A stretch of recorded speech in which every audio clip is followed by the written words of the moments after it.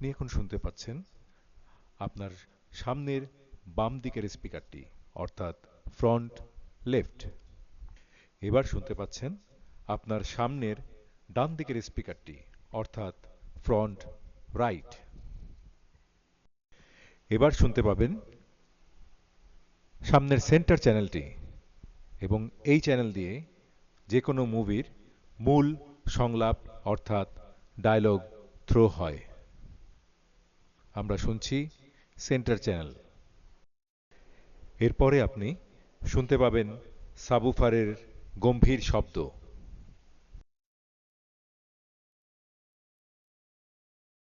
এবার আমরা শুনতে পাচ্ছি রিয়ার লেফট, অর্থাৎ আমার পেছনের বাম দিকের স্পিকারটি।